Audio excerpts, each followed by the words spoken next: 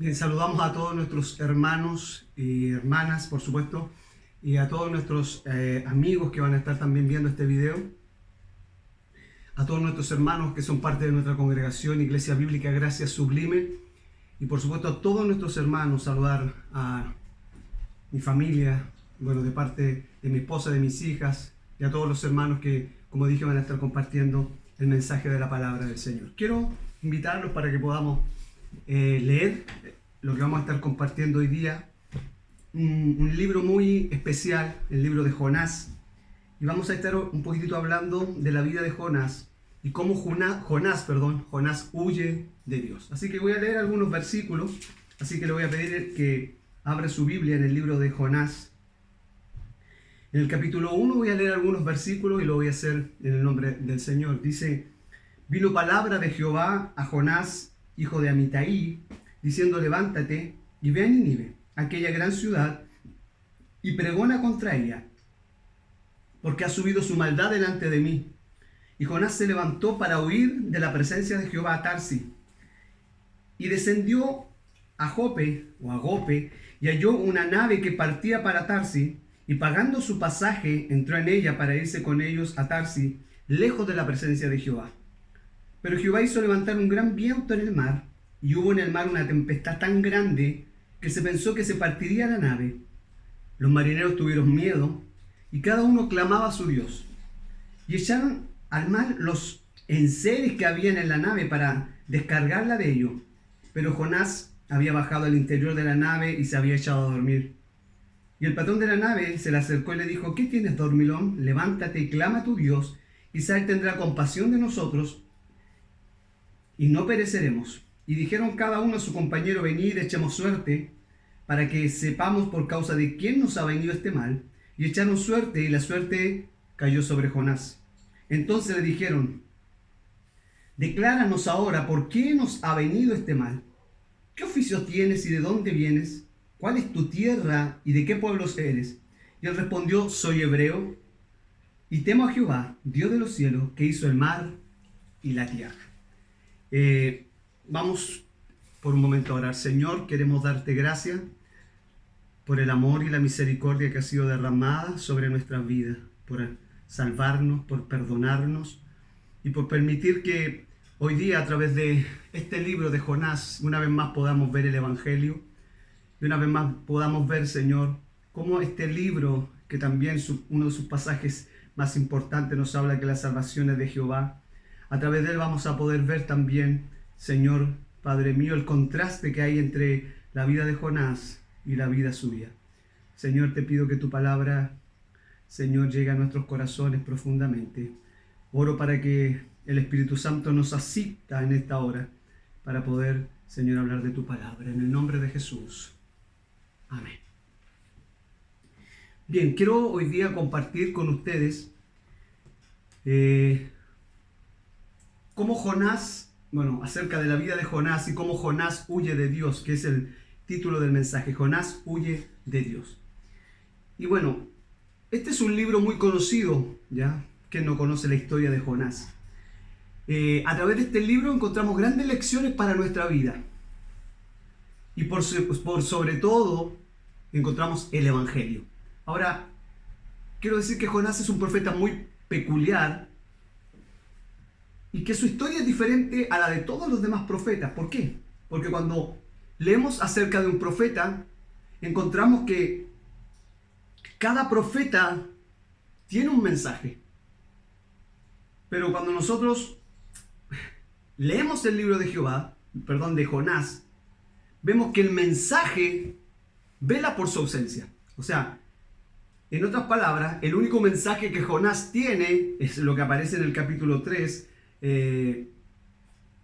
donde dice que de aquí a 40 días Nínive será destruida.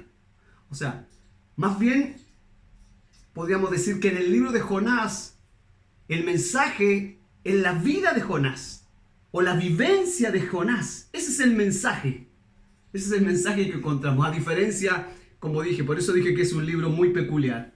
Ahora, hay muchos temas que podemos encontrar en este libro: la salvación de Dios, la misericordia de Dios, la gracia de Dios, el perdón de Dios, también nuestra falta de compasión, como ocurrió con Jonás, la necesidad de los perdidos, son algunos de los temas que podemos encontrar en este libro. Ahora, quiero que volvamos a repetir que la vida de Jonás, la vivencia de Jonás, es el mensaje en este libro. No sé si usted puede recordar o podemos recordar un poquito tiempo atrás, años atrás, cuando la foto, uno se tomaba la foto y se llevaba a revelar el rollo, y ese rollo tenía unos negativos, y que cuando uno lo estiraba podía ver allí los negativos y poder elegir qué fotos le revelaran. Podríamos decir que los negativos, cuando comparamos la vida de Jonás con la vida de nuestro Señor Jesucristo, podríamos decir que Jonás es el negativo de Cristo.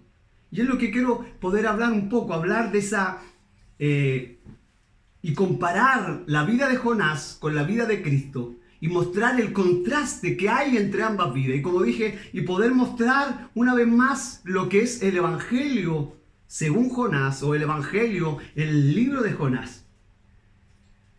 Miren, entre la vida de Jonás no solo su vida hay contrastes, como dije, sino también hay similitudes. Y algunas de ellas es cuando se echa suerte entre los marineros para ver quién era el culpable. Y también encontramos que en la vida de Cristo se echó suerte sobre sus ropas. Eso fue lo que hicieron los soldados. Vemos que cómo Jonás se sacrifica para que lo lancen al mar en medio de la tormenta. Y también vemos a Cristo, el sacrificio que Él hizo por nosotros en la cruz del Calvario. Pero también vemos que Jonás es perfectamente desobediente y nuestro Señor Jesucristo es perfectamente obediente. Cristo tuvo compasión por los perdidos, pero Jonás está completamente falto de compasión.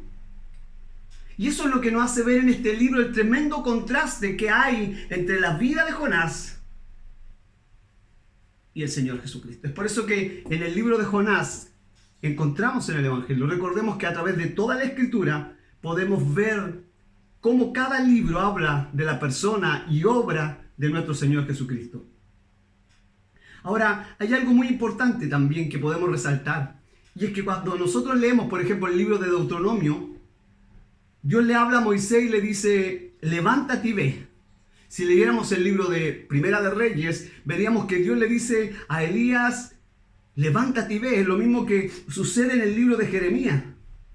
Y eso es lo que se espera de un profeta.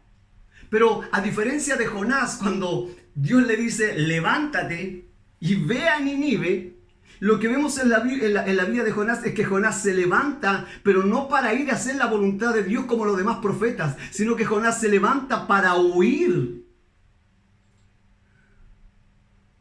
Esa es la diferencia. Ahora, podríamos decir y tratar de buscar una hipótesis, ¿ya?, que no es bueno hacerlo en las Escrituras. El por qué él quiso ir y hacer todo lo contrario de lo que se le había mandado. Podríamos buscar una hipótesis. Quizás pensó que los ninivitas eran muy perversos y quizás eran tan crueles que lo podrían a él haber asesinado, a haberlo matado. Ahora, quizás esa tampoco es la realidad de por qué Jonás no quiso ir. Pero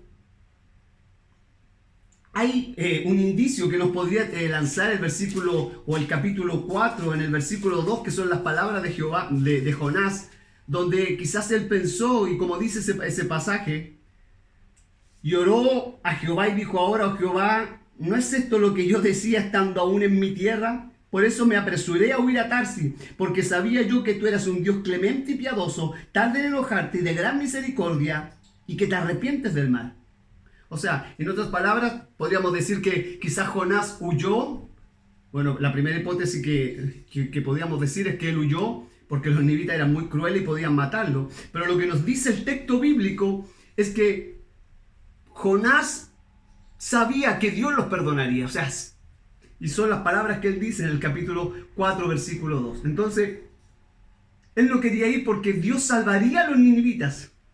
Ahora, tenemos que entender que los ninivitas eran paganos, eran inmorales, eran pervertidos. Ahora, Jonás pensaba que la salvación no era para los pecadores, sino que solamente era para el pueblo judío y que solo ellos merecían la salvación. Que era para los que tenían la ley. Y esto nos muestra claramente a un Jonás legalista, un Jonás lleno de odio, un Jonás religioso. Ahora, Jonás no se daba cuenta que no eran solo los ninivitas que necesitaban conocer la gracia de Dios, sino que el mismo Jonás, escúchalo bien, este profeta era el que necesitaba conocer la misericordia de Dios y la gracia de Dios. Experimentar lo que era el perdón de Dios. Es por eso que Jonás es el profeta desobediente, que no quiere ver cómo Dios tiene misericordia para con el otro. En contraste de nuestro Señor Jesucristo es increíble. Jesús es el Hijo obediente, escúchalo bien, que deja su gloria celestial, su gloria, y por amor a nosotros viene y muere en la cruz del Calvario. Y quiero repetir esta parte, o sea, Jonás es el profeta desobediente que no quiere ver cómo Dios tiene misericordia para con otros. Pero el contraste de nuestro Señor Jesucristo es que el Hijo de Dios es obediente y deja su gloria celestial para venir a morir por nosotros. Podríamos decir que Jonás es el hermano malo mayor de la parábola del hijo pródigo. Aquel que se queja que Dios tenga misericordia con otro. No sé si recuerdan las palabras. Tú has perdonado a mi hermano con todo lo que te ha hecho. O como dice el texto originalmente, después que ha gastado su plata o su dinero con prostituta, tú matas el becerro más gordo para él, y yo siempre que he estado contigo, que siempre te he obedecido, ni siquiera me has dado un cabrito para matar o para comer con mis amigos. Has preparado una fiesta. Ese es Jonás, el hermano mayor del hijo pródigo. Pero Cristo es el buen hermano mayor, que el que no aparece en la parábola. Y quiero detenerme en esto porque es importante. Cuando nosotros estudiamos, y lo decía en un sermón, cuando estudiamos la parábola de la oveja perdida, de la moneda perdida y del hijo pródigo, en cada una de las parábolas, en la parábola de la oveja perdida, el pastor sale a buscar la oveja que falta. En la moneda perdida, la mujer busca, limpia la casa y hace todo lo posible para encontrar la dracma perdida. Pero cuando analizamos el pasaje del hijo pródigo, vemos que nadie sale en busca de él. Pero Cristo es ese hijo mayor, que el que no aparece y que deja todo para ir a salvarnos. Quiero decir que el hijo mayor recibiera una parte más que su hermano menor, lo hacía responsable de velar por su familia. Él era el que tenía que ir en busca de su hermano, pero no lo hizo. ¿Sabes por qué? Porque tenía que pagar un costo y volver a compartir la herencia de su padre. Pero Cristo es ese hermano mayor que no aparece en la parábola, que, aleluya, vino a salvarnos, a sacarnos de nuestra posilga en la que estábamos, y nos saca y nos lleva a la casa. Bendito sea el nombre del Señor. Pero ahora quiero decir que cada uno de nosotros somos pequeños Jonases. Porque Jesús nos manda a ir por el mundo, a predicar el evangelio a toda criatura. Pero la misma falta de misericordia que vemos en Jonás es la falta de misericordia que vemos en nosotros mismos. A veces quizás es porque creemos que merecemos el evangelio. O quizás como Jonás, porque muchos han crecido en una familia cristiana, en una familia evangélica. Pero aquel que está fuera, perdido, no, ese no merece nada. Ese no merece perdón, no merece misericordia. Son como los ninivitas, y a veces somos pequeños Jonases. Es por eso que debemos pedirle a Dios un corazón misericordioso, un corazón de amor, un corazón de compasión. Porque muchas veces no tenemos, o tenemos ese corazón que tenía Jonás. Y eso es lo que nos hace huir de la presencia de Dios, o de lo que Dios nos manda, o de lo que Dios nos demanda por su palabra. Entonces que Dios nos ayude para que no miremos al que está allá afuera como un ninivita más, como alguien perdido que no merece el perdón que yo he recibido, que no merece la gracia que a mí me ha alcanzado, que no merece el amor que sobre mi corazón ha sido derramado. Y por eso no cuestionemos el por qué, como muchos teólogos tratan de discutir el por qué Dios nos predestinó para salvación y tratar de buscar que a otros no. Demos gracias que somos escogidos. Demos gracias al Señor que Él nos ha perdonado y nos ha salvado. Ahora, yo quiero ver, a través de este pasaje, quiero ver 4 detalles importantes sobre la vida de Jonás. Hay 3 detalles que voy a resaltar y un cuarto punto que también vamos a ver conforme a estos pasajes. Y lo primero que quiero que veamos es cómo Jonás se levanta para huir de la presencia de Jehová. Y mire, quiero explicar algo para que nosotros podamos entender cómo Jonás se levanta para huir a un extremo completamente opuesto de donde Dios lo había enviado. Mire, según algunos eruditos, España es lo último en la tierra. Jonás quería estar lo más lejos de Dios, o sea, él quería ir a la parte más remota donde Dios no lo pudiera encontrar. La pregunta es, ¿sería que Jonás nunca asistió a una escuela dominical? Es porque ahí es donde se nos enseña, o a todos los niños que tuvimos la oportunidad quizás de participar, es donde nos enseña que uno no puede esconderse de la presencia de Dios. Es más, es lo que los padres siempre le decimos a nuestros hijos. Tenlo en cuenta que donde tú vayas, donde tú estés, debajo de tu cama, en tu pieza, donde vayas, siempre el ojo de Dios estará ahí. Dios es omnipresente, Él está en todo lugar. Ni con una luz apagada podemos escondernos de la presencia de Dios. Y quiero llevarte a la escritura lo que dice el Salmo 139:7, donde dice: ¿a dónde me iré de tu espíritu? ¿Y a dónde huiré de tu presencia? Por eso digo, no sé si Jonás nunca asistió a una escuela dominical, o no sé qué pretendía Jonás creyendo que Dios nunca lo encontraría. El versículo 16 del capítulo de Salmo 139 también dice: mi embrión vieron tus ojos. Este salmo que he tocado, estos versículos, nos muestra la omnipresencia de Dios, una de sus perfecciones, y la omnisciencia de Dios. O sea, no solo Dios está en todo lugar, sino que Dios lo sabe todo. Ahora, Jonás estaba ciego si pensaba que podía huir de Dios.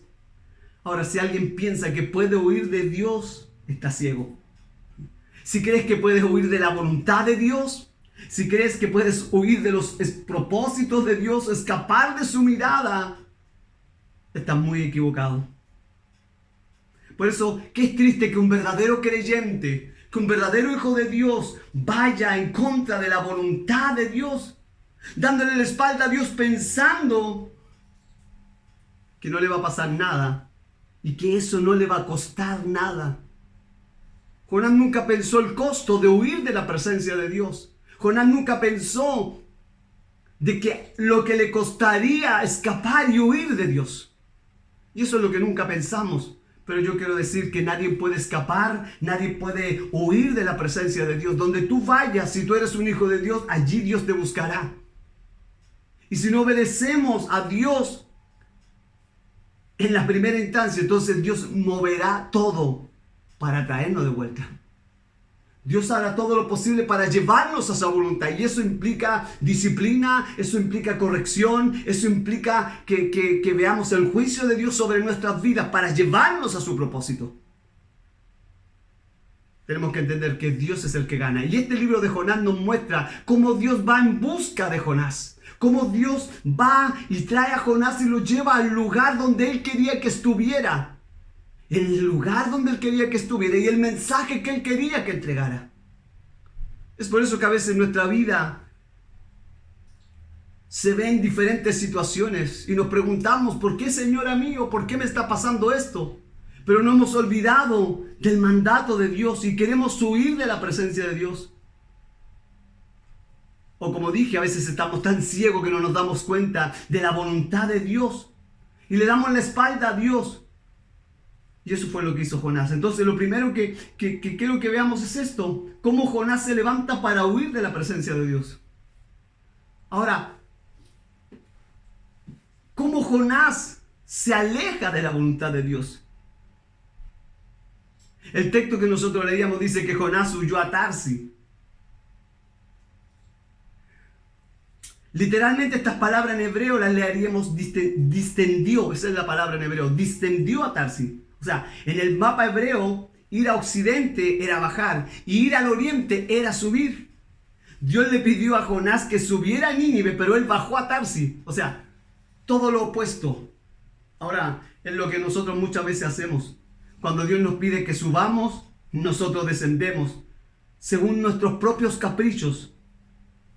Al igual que Jonás, a lo más hondo del fondo de la mar.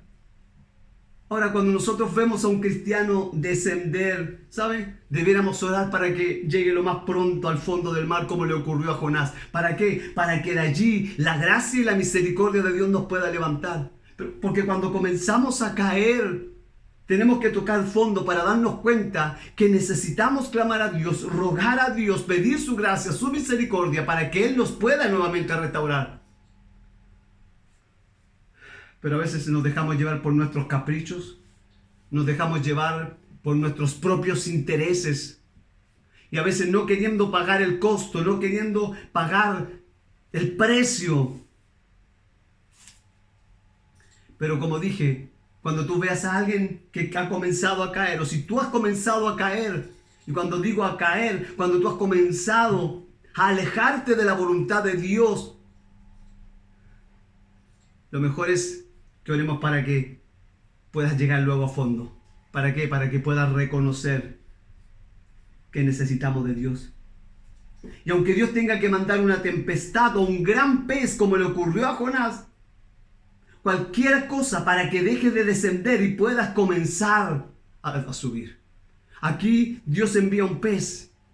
En unos sermones que estuve predicando acerca de Sansón, vemos que Dios a Sansón le puso un león, pero aún y así pudieron detener a Sansón. Ahora, no sé si tú necesitas o yo un gran pez que nos pueda detener para que podamos obedecer a la voluntad de Dios. Ese es el segundo punto. Entonces Jonás se aleja de la voluntad de Dios. Pero mira, el tercer punto, Jonás va a Jope y paga su pasaje. Y este es un punto muy importante que quiero compartir contigo. Y quiero decir que ese pasaje que Jonás va a Jope y paga su propio pasaje,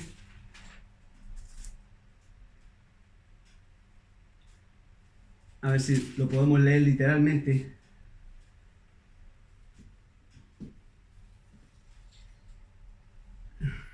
Dice versículo 3, y Jonás se levantó para huir de la presencia de Jehová a Tarsis, y descendió a Jope y halló una nave que partía para Tarsis. Mira lo que dice, y pagando su pasaje entró en ella para irse con ellos a Tarsis, lejos de la presencia de Dios. O sea, el que este texto diga que él pagó su pasaje, no es algo que el escritor quiso agregar para poder rellenar la escritura. No, esto está ahí porque nos quiere mostrar algo muy importante. Y eso quiere decir que Jonás tuvo que hacer una gran inversión para ir al otro extremo del mundo. Podríamos decir que él tuvo que romper, ¿cierto?, su alcancía o sacar todos sus ahorros que él tenía para poder pagar ese pasaje, para huir al todo lo contrario, al opuesto, donde Dios lo había enviado, donde él estaba. Ahora, ese pago de ese pasaje a Jonás no le sirvió para nada. No solo perdió su dinero, sino que perdió su tiempo, perdió sus fuerzas. ¿Para qué? Para huir de la presencia de Dios. Y eso es lo que sucede en tu vida y lo que sucede en mi vida. Cuando hay rebeldía y pretendemos ir en dirección o contraria, pagamos nuestras propias consecuencias. Jonás quiso huir y ¿sabe lo que le costó? Pagar su propio pasaje. Pagar un costo por lo que él estaba haciendo. Y eso es lo que sucede cuando nosotros vamos en contra de la voluntad de Dios. Dios irá en busca de nosotros, pero los costos serán grandes. Qué diferente cuando nosotros obedecimos a Dios. ¿Y sabe? Cuando nosotros desobedecimos a Dios hay un costo. Cuando tenemos rebeldía, Hay consecuencias en nuestra vida espiritual. Hay consecuencias en nuestra vida material. No es solo eso, hay consecuencias en la vida matrimonial, en tus hijos. Y comenzamos a descender y tenemos que pagar los costos de la desobediencia a nuestro Dios. ¿Por qué? Porque hemos querido, y vuelvo a decir, detrás de nuestros caprichos o detrás de nuestros intereses. Y los costos son gravísimos, los costos son altos. Es por eso que aquí dice el texto que Jonás pagó su propio pasaje. Quizás piensas que has tomado el camino correcto como Jonás. Y a veces nos basamos en nuestra propia sabiduría, pero cada día vamos de mal en peor. Por eso, que Dios hoy abra nuestro corazón y podamos arrepentirnos y podamos volver a Él. Y podamos dar toda nuestra vida para volvernos de esa desobediencia que traen graves consecuencias para nuestra vida. Y mira, quiero compartir un comentario que compara la vida de Jonás con la vida de Jocabed. Bueno, en Éxodo 2, 3, 9, allí encontramos la historia de Jocabed. Y creo que todos la conocen, ¿cierto? Cómo esta mujer, con mucha fe en su corazón, esconde a Moisés en una canasta para luego echarla al río Nilo, confiando en que Dios guardaría y que Dios lo protegería.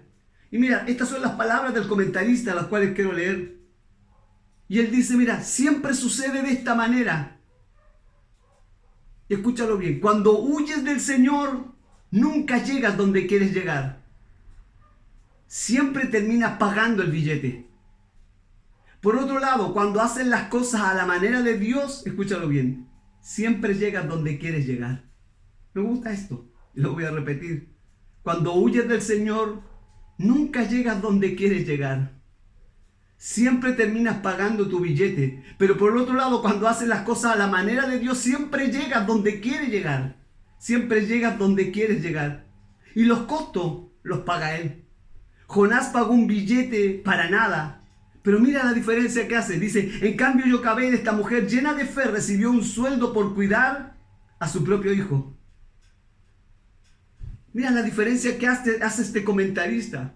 Jonás huye de la presencia de Dios y tuvo un gran costo. El castigo de Dios, la disciplina de Dios, la corrección de Dios. Te pregunto, ¿llegó a Nínive? Llegó a Nínive. ¿Predicó lo que Dios le había dicho? Predicó lo que Dios le había dicho. Pero en un próximo sermón, si seguimos hablando de la vida de Jonás, voy a mostrarte cómo Jonás llega al fondo del mar. Y no creas que eso es algo tan sencillo. Lo lanzaron literalmente los marinos al mar y él comenzó a descender a lo fondo, a lo más profundo del mar. Y allí cuando se ahogaba, Dios tenía preparado un gran pez. Mira lo que voy a decir. Cuando apareció ese pez para Jonás, no piensas que Jonás estaba aterrado. Fue su salvación cuando estuvo dentro. Fue mejor que cualquier lugar, porque estaba dentro del pez que Dios le había enviado. No importa dónde tú estés, si estás en la voluntad de Dios, si estás guardado, cobijado por Dios. Esta comparación que nos hace este comentarista. Jonás desobedece y paga su costo. Pero Jocabed confía en el Señor, envía a su hijo por medio del río. Y el niño es encontrado por la hija de Faraón. La hija de Faraón manda a buscar a la misma madre, Jocabed, del niño, porque su hermana le aconseja que lo había seguido por el río. Lo aconseja a aquella mujer que ella conoce a una partera. Jocabed viene y la hija del Faraón le dice, cuídamelo. Y todo lo que él gaste o todo... miren lo que pasó con el samaritano. El buen samaritano que recogió a ese hombre que había sido robado. Y él le dice al mesonero, cuídame, todo lo que gaste yo lo pagaré. Y esta mujer, la hija del faraón, ella le dice que todo lo que ella, mientras la cuida, ella le iba a pagar todo. O sea, te das cuenta, cuando yo desobedezco a Dios, los costos los pago y llego al propósito y a la voluntad de Dios. Pero cuando obedezco a Dios, es el que paga todos los costos. Él es el que lo soluciona todo. Por eso cuando hacemos las cosas a nuestra manera,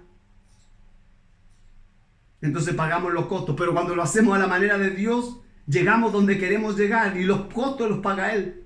Jonás pagó un billete para nada. En cambio, esta mujer llena de fe recibió un sueldo por cuidar a su propio hijo.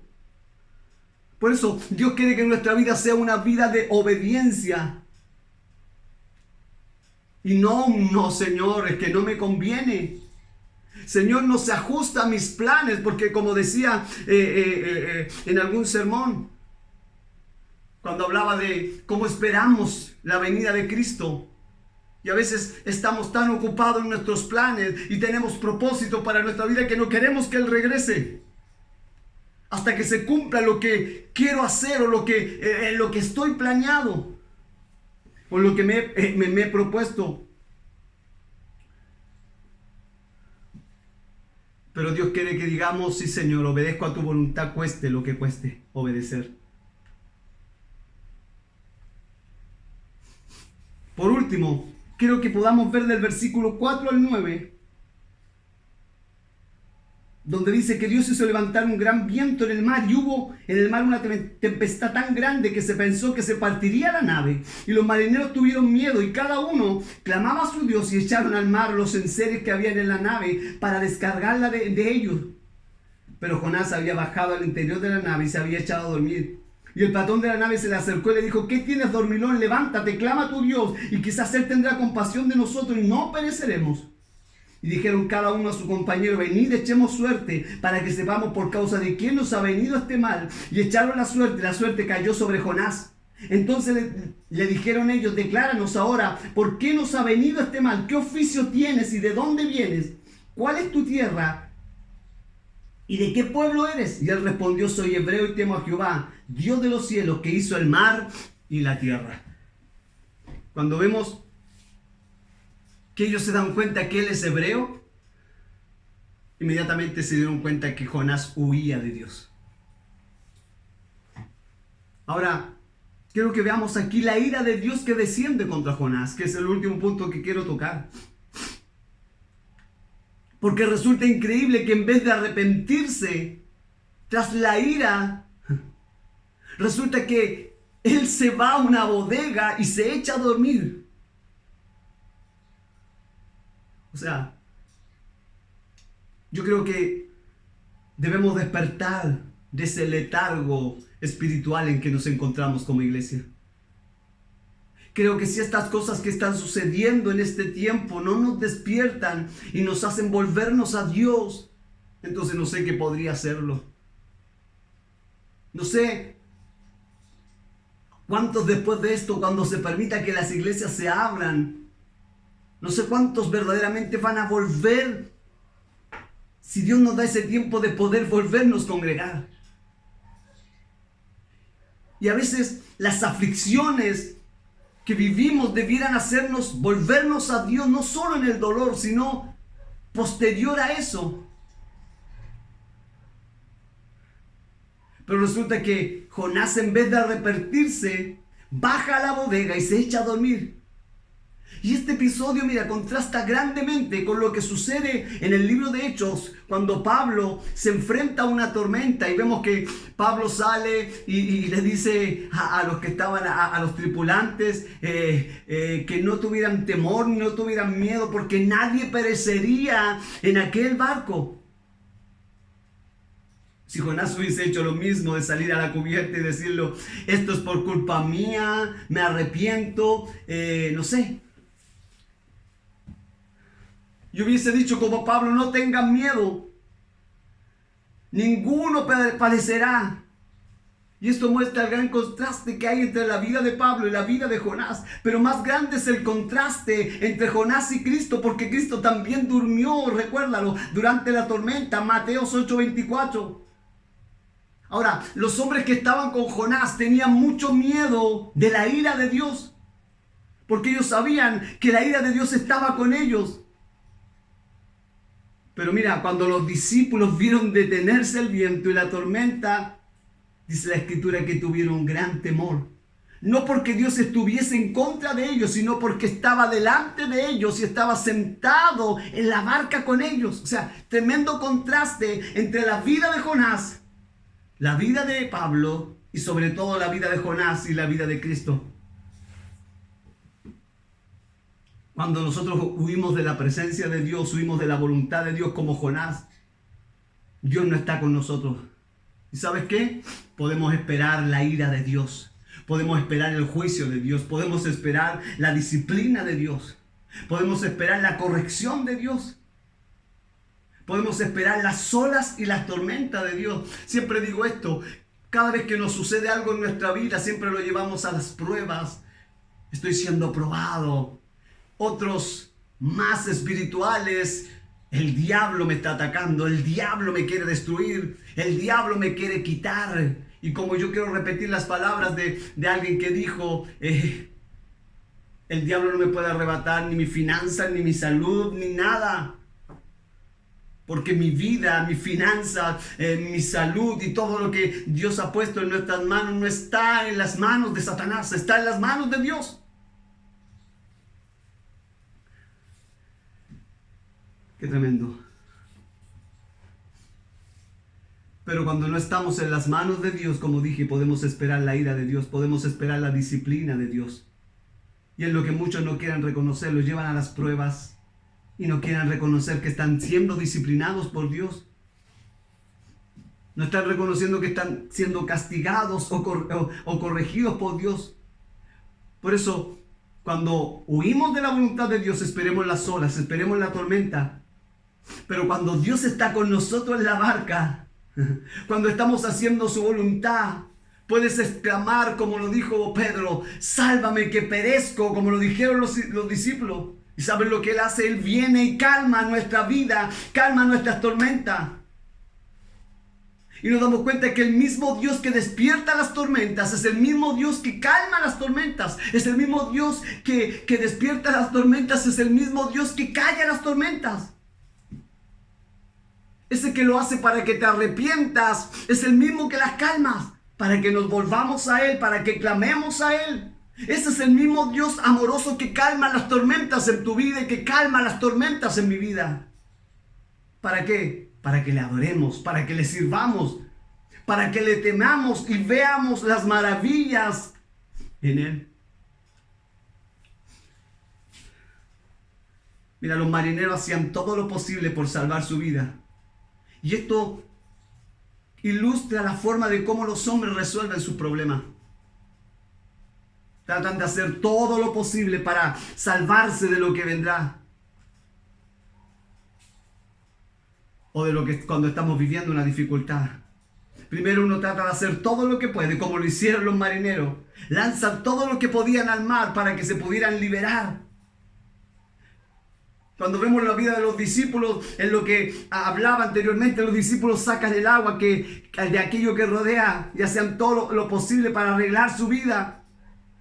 Y eso pasa con nosotros, hacemos todo lo posible por sacar el agua de nuestra barca que se está hundiendo, pero cuando ya no podemos más, como lo hicieron aquellos marineros, clamaron a sus dioses. Y así lo hace hoy el hombre, así lo hacemos nosotros, clamamos a nuestros dioses de poder, de dinero, de fama, en fin, lo hace el mundo, pero también hoy la iglesia lo hace. Pero cuando ve que nada de eso funciona, entonces el último recurso es Dios. ¿Y qué hace el mundo? El mundo viene y te dice, cuando ya ha gastado todos sus recursos, viene y dice, clama por mí a tu Dios, quizás Él te oiga. Eres cristiano, clama a mí, clama a tu Dios por mí. No sé si te ha sucedido. Y así pasa con el mundo. El último recurso para el incrédulo es lo que hicieron los marineros. A ver si tu Dios nos ayuda. Ese es el último recurso del mundo. Pero para nosotros que somos diferentes a ellos, debe ser el primer recurso. Ahora, Jonás estaba durmiendo. Ahora la comparación con nosotros. El mundo está desesperado. La pregunta es, mientras esos marineros estaban desesperados, sacando y botando todo para poder calmar esa tempestad, Jonás dormía. El mundo está desesperado. Y quiero decir esto, te pregunto, ¿qué hacemos nosotros? ¿Dormimos?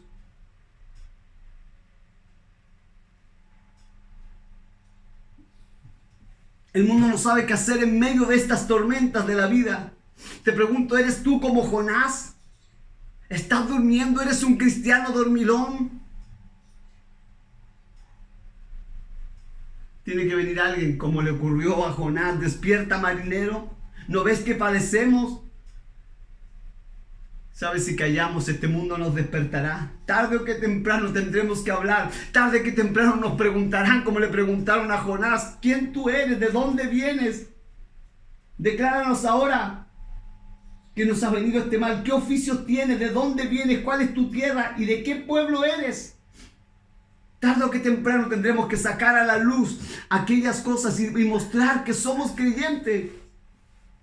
Jonás trató de callar tanto como pudo frente a ese interrogatorio agobiante, pero tuvo que testificar: soy hebreo.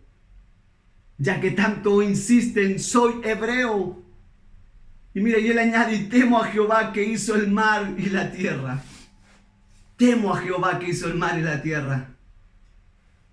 Esas palabras, temo a Jehová, es una palabra también tan gastada hoy día. Tengo temor de Dios. Y la usamos muchas veces para justificarnos delante de los demás.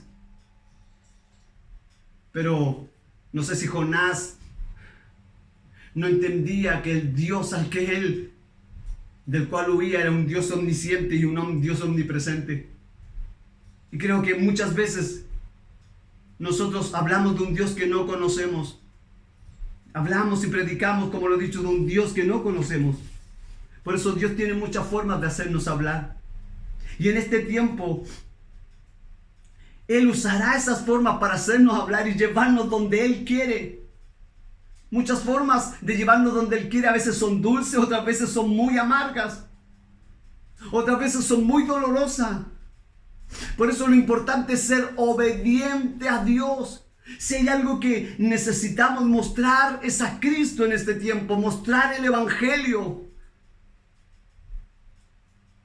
No luchar contra las autoridades, no luchar contra el gobierno. Dios nos ha mandado. La Escritura dice que no tenemos lucha contra carne ni sangre. No es una lucha humana, no es una lucha entre hermanos, no es una lucha en contra del gobierno, en contra de los que nos dirigen. No, esta es una lucha, como dice, no tenemos lucha contra carne y sangre, sino contra espíritu, contra potestades en las regiones celestes. Pero hoy, en medio de esta desesperación del mundo y de lo que estamos viviendo esta pandemia, estamos viendo cómo el Evangelio no está siendo mostrado. No hablemos, por favor, de que estamos siendo perseguidos. No hablemos que el gobierno quiere acallar a las iglesias, porque no es así. No estamos sufriendo por el Evangelio y la Biblia es clara cuando dice que si hemos de padecer, que sea, creo que lo dice Pedro, que sea por Cristo, por el Evangelio, no por entrometernos en lo ajeno o no por hacer cosas a nuestra manera. Por eso es importante. Si callamos, Dios nos hará hablar. Ya muchas veces lo hará con dolor, muchas veces, como dije, muchas veces de una forma dulce, de una forma amarga. Pero lo importante es que seamos obedientes. Si hemos sido llamados para anunciar las virtudes de aquel que nos llamó, lo mejor es que estemos dispuestos y no nos demos tantas vueltas como lo hizo Jonás. No nos escondamos. Puede que hoy tú me estés escuchando y quiero finalizar y estés escondido en tu trabajo, estés escondido, no sé, en tu familia, estés escondido en la universidad, no sé, en el fútbol, no sé, en un bar, no sé dónde. Pero quiero decir que tenemos una misión y no podemos evitarla. Si tú huyes, si tú escapas, Dios irá detrás de ti y te traerá su voluntad y te traerá su propósito. Tenemos dos opciones hoy. ¿Lo hacemos a la manera de Dios o lo hacemos a nuestra manera? Si lo hacemos a la manera de Dios, entonces Dios pagará todos los costos. Pero si lo hacemos a la manera nuestra, entonces pagaremos nuestros propios costos. Y quiero decir lo que hoy estamos viviendo y padeciendo enfrente de lo que estamos viviendo esta pandemia.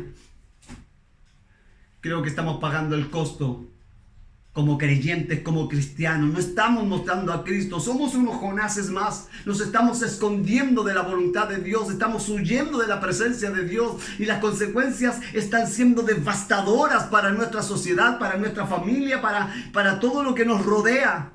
No estamos demostrando al Cristo de las Escrituras. Estamos luchando con armas, con nuestras propias armas. La Biblia dice que no es con espada ni con ejército, sino con tu espíritu. Y no estamos estamos luchando cuerpo a cuerpo. Esa no es la forma de pelear. La iglesia no es la que va a luchar a las plazas. La iglesia no es la que levanta pancarta y va a gritar frente, no sé, a la municipalidad o frente al Congreso. La iglesia de Cristo es la que ora y entendiendo que todo está bajo el control de Dios y que Dios todo lo permite. Dios no es creador del pecado, pero Dios permite ciertas cosas. Pero esa no es la forma de la iglesia de luchar. Hemos equivocado el camino. Otros nos hemos escondido y estamos escondidos en muchas cosas. Pero necesitamos levantarnos porque Dios nos moverá. Por eso decía Jonás, después de escapar, huir, se mete a dormir. Pero ahí es donde viene la ira de Dios. Y ya tú sabes lo que sigue más adelante. Y que lo estaremos analizando. Por eso hoy hago ese llamado. ¿Es a la forma de Dios o es a nuestra forma? Preguntémonos, ¿por qué estoy viviendo esto? ¿Por qué estoy viviendo esto otro? ¿Por qué me pasa esto? ¿Por qué me sucede esto otro? Pero es quizás que la iglesia no estamos haciendo lo que Dios quiere. Estamos peleando con nuestras propias armas. No estamos levantando el nombre de Cristo. Levantemos el nombre de Cristo. Demostremos al mundo y a los que nos rodean que no somos como los demás. Que Dios nos bendiga hoy. Y que esta palabra que nos muestra el contraste que hay entre nuestra vida y la vida de Cristo, la vida de Jonás, la vida de Cristo, puede llevarnos a meditar que necesitamos de Cristo. Quiero invitarte a orar. Padre, en esta hora te agradecemos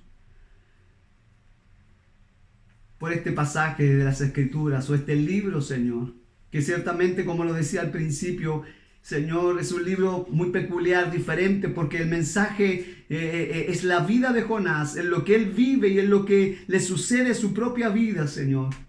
Ayúdanos para no ser, Señor, hombres como Jonás, Señor, faltos de misericordia, faltos de amor por nuestro prójimo, faltos de amor por los que nos rodean, Señor. No mirando, importando que están perdidos, porque allí estábamos nosotros y tú nos rescataste de nuestra vana manera de vivir. Si hoy estamos aquí es porque tú has abierto nuestros ojos, te has revelado en nuestra vida y hoy te hemos podido conocer porque nos encontraste, nos alcanzaste y nos salvaste. Padre, en el nombre de Jesús, gracias. Amén.